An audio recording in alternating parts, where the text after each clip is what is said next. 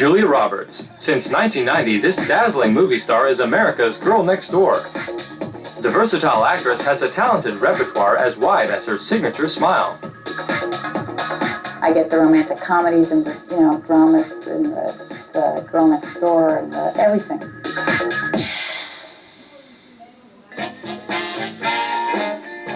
Born in Atlanta, Georgia on October 28, 1967, Julia Fiona Roberts was Walter and Betty Lou Roberts' third child.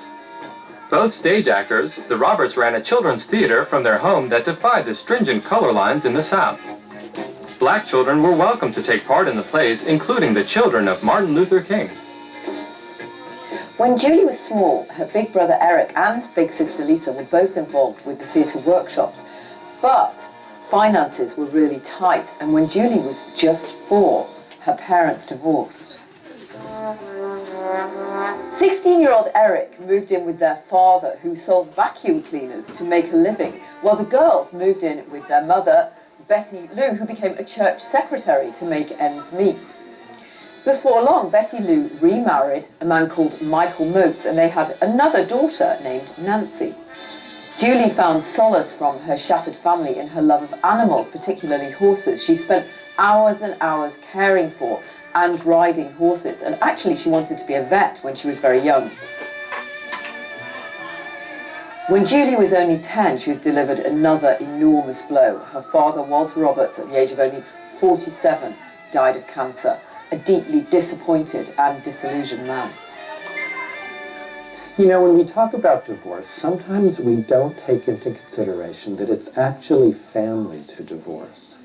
There's the impact on the child, not only of the separation of the parents and the uncertainty that comes with that, but then the introduction of a step-parent. And then when you add to that the death of one of the parents, the impact can just be enormous and sometimes even devastating. Luckily, Julia started early with a positive attitude in spite of her personal difficulties. Life evolves and becomes happier and different and kind of takes a different form every day. So I don't measure happiness as a fait accompli, oh, this is the happiest and I'm done, because then there's no reason to get out of bed. As she grew older, Julie was continually faced with more struggles and problems. Amazingly, looking at her now, she was teased mercilessly by her classmates for her big mouth, thick glasses, and tall, skinny, very lanky build. School was equally hard for Julie academically. Convinced that one of her teachers didn't like her, she actually asked to sit out the class and spent her time in the library, where she just devoured all kinds of books. And it was really here at this time that the seeds were planted for the young girl's love of literature and all things theatrical. If I'm doing a comedy, I think, oh, you just long for a drama and think it's so much easier. And then you do a drama and you think, comedy is just a breeze. I should be doing a comedy. So it's always what you're not doing is what you long for.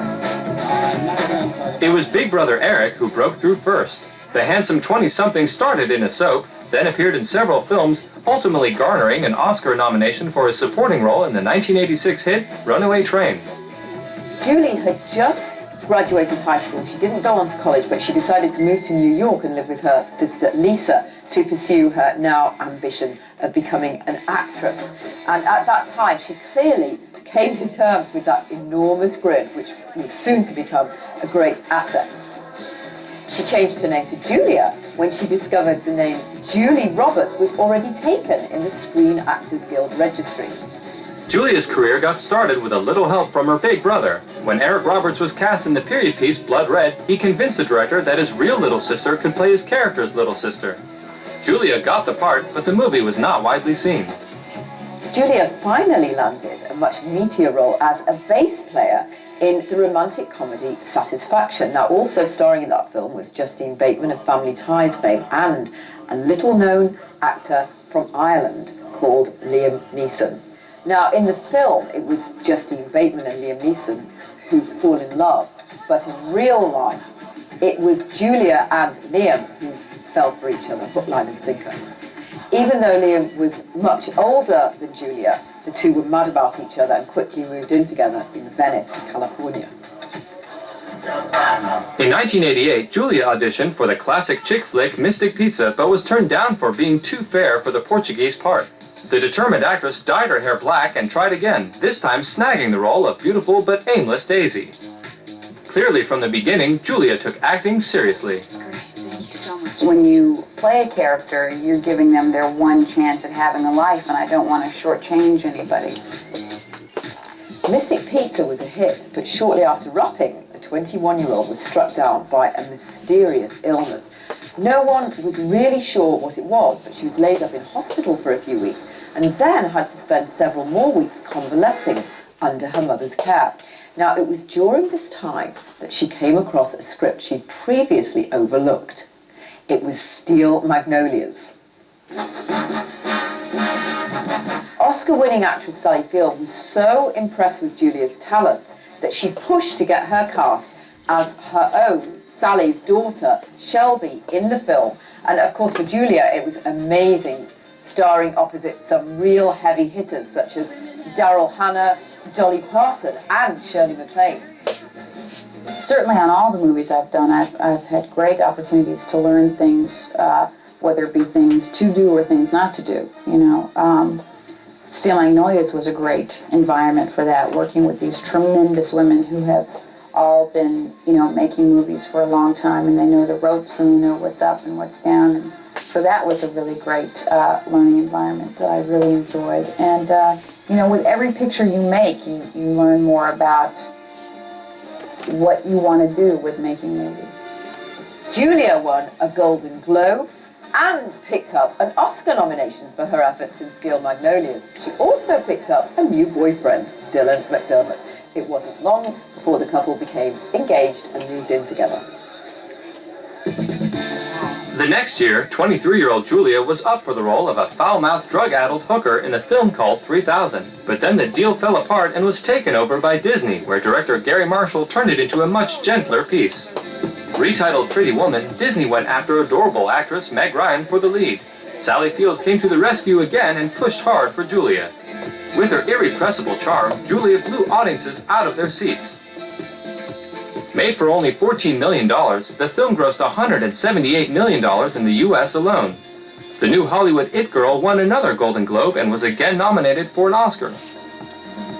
All of a sudden, the pretty woman had to handle an onslaught of fame. She took it in stride. I don't think it's so hard.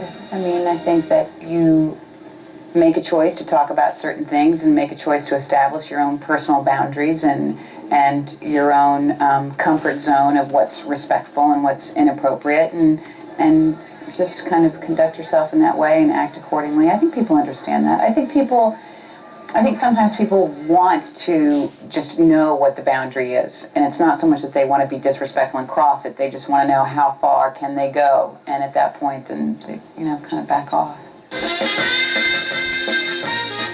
5 days after wrapping Pretty Woman, Julia started work on a spooky thriller called Flatliners, which involved a group of medical students investigating the line between life and death. Off-screen, Julia became involved with her co-star, Kiefer Sutherland, who at the time was actually married and had a daughter.